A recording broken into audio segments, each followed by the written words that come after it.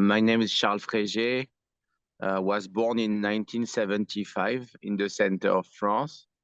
I come from a farming family. My father was a farmer, and I was educated to be a farmer myself. And then I went in fine art school when I got 20 years old. And from that, I directly started to very quickly to work on photography and portraits. The first 10 years of my work were really dedicated to portraits of communities and really much connected to uniformity. And then from 2009, 2010, I really started to work on a project based on the question of communities as well, but this time more with masquerades. And from that, I focused on the first project was Wilderman. And then from Wilderman, I worked on Yokai no Shima in Japan. And then I worked on CIMARRON and AASTHA in India. So all these projects are really much connected. Wilderman is the start of a project in 2010, which is experimenting a territory. Instead of doing a short series, a short project in about one group, one tradition, I decided to go on all over the territory and to do really like an accumulation of photographs. And then for example, for Wilderman, I started to travel all over Europe. So started with like 16 countries. And now I worked on 26 European countries. The project is still going on.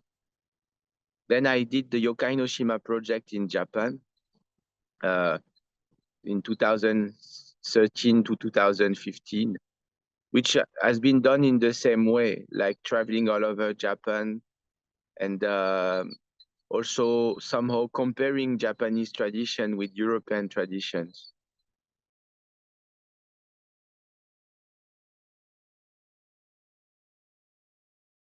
And then CIMARRON, which was done in 14 American countries like Colombia, Peru, Guatemala, lot of Caribbean countries as well as USA, Brazil.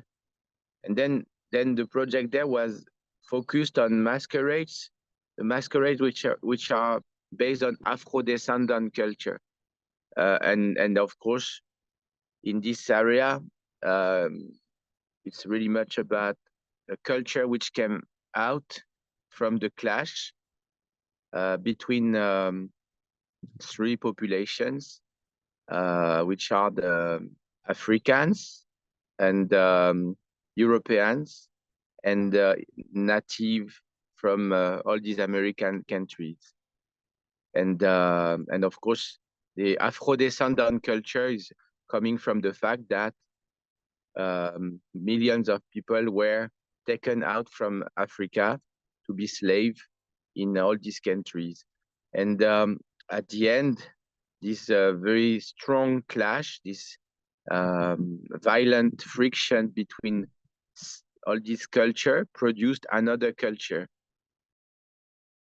The last project now is AASTHA. I started it in 2019, so right after I finished CIMARRON. And the idea of AASTHA was to go deeper in India. Let's say, first I wanted to work about the culture of the Ramayana, which is an epic story that you can find all over Asia.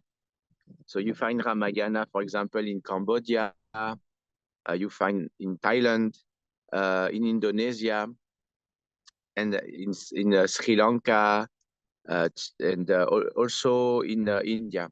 And then when I started to work about that in India, I found so much interesting things in India that I decided to focus also on the Indian culture, and not only about Ramayana. Why? Because for me, India is a country, and that country is quite big, with a lot of diversity, a big diversity of cultures. But also important aspect is the fact that the Hindu, the national Hindu culture also tend to make it uniform. That you would have a feeling that in India, all population are dealing with the same god, the same deities. There's somehow a wish to establish something uniform all over India, and what they may call Hinduization. So I decided to also visit several tribes, several populations from the south, from the northwest, east of India, until the Chinese border in the north, as well as the Myanmar border, Bangladesh border, to meet different populations which have very, very different culture. That would be the start of that project. Well, 33 million is an expression. So it's like, it's a way to say there is a lot. I think what I found so far is that there's a big diversity, but also it's just because the same God has may have a different name in several villages. So you may have some variation on one God, and also because one God may have several avatars, and this avatar makes that you reproduce, you amplify the number of representations. So at the end, of course, you may have a representation of Krishna in several avatars, but also several names and several particularities. So I would say it needs to be moderated when someone says 33 million gods. And for me, I started in Kerala, which is in the southwest, and Kerala is probably the most active into masquerades, into producing gigantic costumes with these characters called the Teyams, which are really like living gods. So I started probably with what may be the most impressive visually. But step by step, I also went into some more remote places, like in the northeast of India, in Assam, in villages that almost nobody knows, where they have their own way to represent their divinities. And sometimes it's very simple and very humble. Sometimes it's just a very basic papier-mâché mask or wooden mask. It's also very impressive. So in India, you have to manage to go through the feeling of being impressed by the strong colors, by the over-the-top effect, So step by step, when you start to work there, you learn to get used to that you're not just impressed by it. You just, for me, step by step, I got used to that effect, and I could look at it in the most simple way.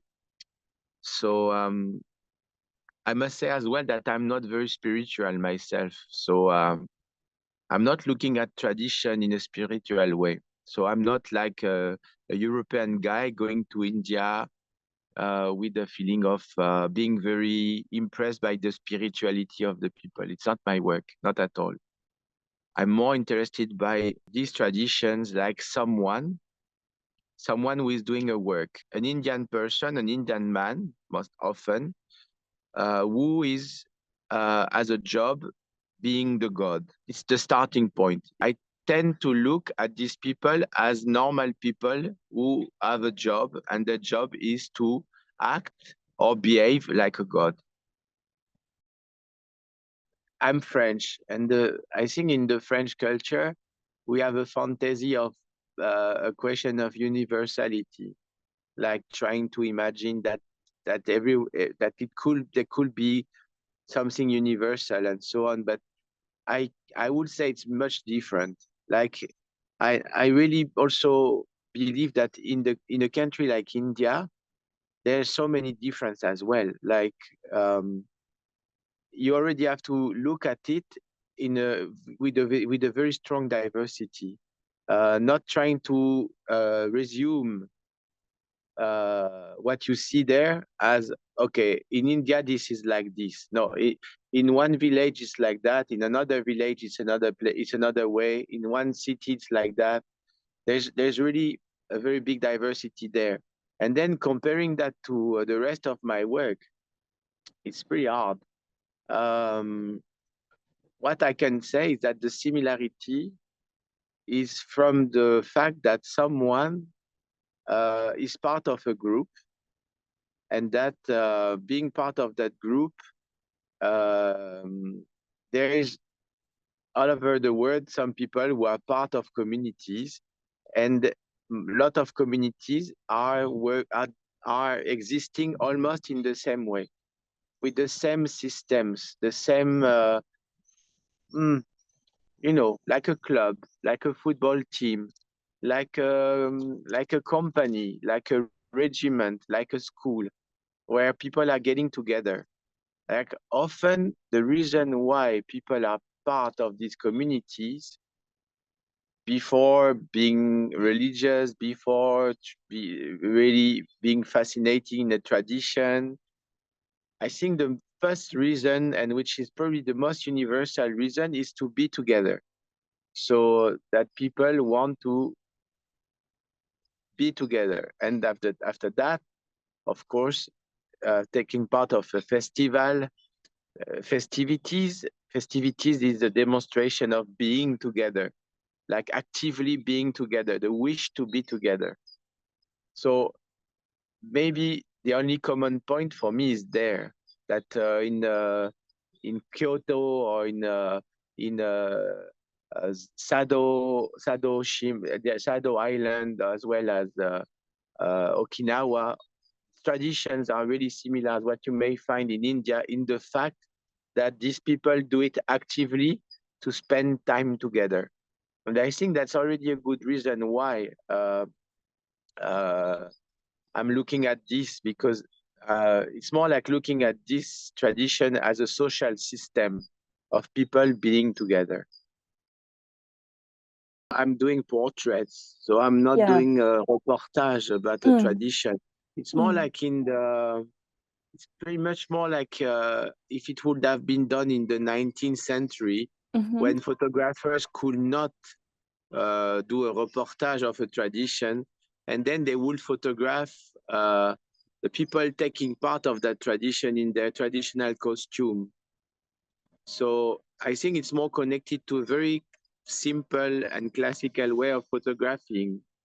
Think of, for example, these photographers which were photographing samurai in Japan, or also doing a kind of inventory work about such tradition. So you may have to film or to photograph, sorry, the actual tradition, how it's happening and so on. Or you could also prefer to photograph in very precise details the people taking part of that tradition. And I think it's the way I'm working.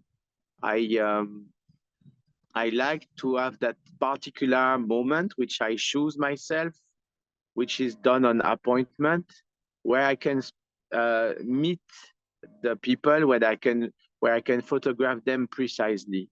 So it's a very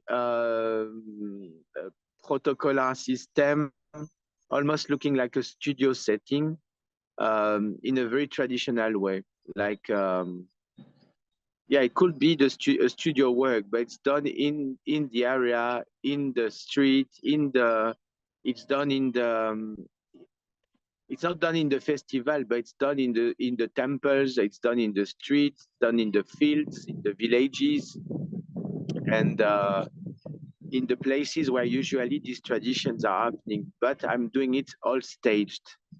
And then it's taking quite some time to manage to find the right pose, the right attitude. And so maybe the biggest part of my work then is to find with the person together the right attitude, the right gesture, and to photograph it. It's quite simple. I would say my work in a way is very simple. I tend to push further on one project in Europe with a different angle. So think of Wilderman, but in a quite different angle. So my research in Europe now is not about the representation of the wineness anymore. It's more about something else, which is probably more politic, which has a certain complexity in that particular context. So I would say also, well, I'm 48 years old, and my idea is to travel in a different way. So to travel maybe not as far as before, to be more stable in that way. So I will keep going on that project in Europe probably for the next 4 to 5 years. And at the same time, I'm pushing on a research in Southeast Asia. So, which may take me another 3 years. Telling you exactly what it is also in Southeast Asia is still a bit complex because I have done only one chapter of it. So I still have to travel a lot for that. But it's for sure really connected to Wilderman. It's really connected to Yokai no Shima. And often what I meet, who I meet and what I'm photographing has some visual similarities. So after that, questioning why I keep doing this, why I keep photographing these people in costumes, taking part of such masquerades in the world. Sometimes I wonder myself why I keep going on, but it's still surprising me. There's still a lot to find and a lot which is surprising me. I hope I will have a chance to exhibit soon in Japan again. What I try to do now is a show. I already experimented it. The show, which is a mix of 3 or 4 different series. Like for example, in 2016, I exhibited Yokai no Shima, and Yokai no Shima was mixed with the Wilderman. But now I would really like to do a show which is more like a clash between Wilderman, Yokai no Shima, CIMARRON, and AASTHA, and to see if to try to connect this series, to play with also the visual aspect of them, to play with the representation and the diversity. So I hope there will be a chance soon to come back in Japan and experiment something like that.